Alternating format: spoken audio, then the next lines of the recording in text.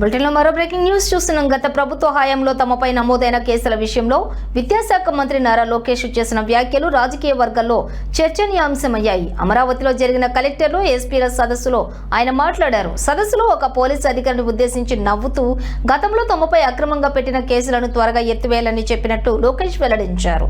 ప్రస్తుత హోంమంత్రి వంగలపూడి అనిత వారితో కూడా వెళ్లే గతంలో మనపై కేసులు పెట్టారు అని గుర్తు చేసినట్లుగా ఆయన పేర్కొన్నారు.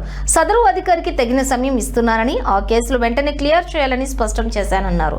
రాజకీయ కక్ష సాధింపులో భాగంగా గత 5 ఏళ్లలో తెలుగుదేశం పార్టీ నాయకులు, కార్యకర్తలపై అనేక కేసులు నమోదయ్యాయని, వాటన్నింటినీ సమీక్షించి అక్రమ కేసులను తొలగించే ప్రక్రియలో ప్రభుత్వం ఉందని ఆయన సూచించారు. నేను నిన్న కలెక్టర్ కాన్ఫరెన్స్ లో నవ్వుతా చెప్పా, ఒక పోలీస్ సోదరుడికి మన హోం మంత్రి గారు కూడా తల్లి వీలే కేసులు మన పైన పెట్టారు, టైం ఇస్తున్నా తొందరగా కేసులు తీయమని చెప్పని కూడా అదే అధికారులకు నేను చెప్పా. మీ అందరి త్యాగాల వల్ల భారతదేశ చరిత్రలో ఎక్కడ జరిగిన విధంగా 175 స్థానాలలో 164 స్థానాలు మనం కైవసం చేసుకున్నాం.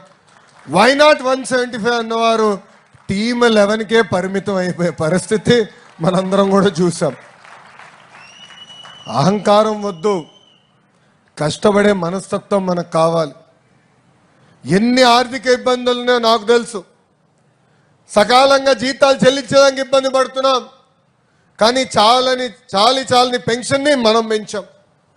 ఈరోజు గర్వంగా మనందరం నేను నిన్న కలెక్టర్ కాన్ఫరెన్స్లో నవ్వుతా చెప్పా, ఒక పోలీస్ సోదరుడికి మన హోం మంత్రి గారు కూడా తల్లి వీలే కేసులు మన పైన పెట్టారు,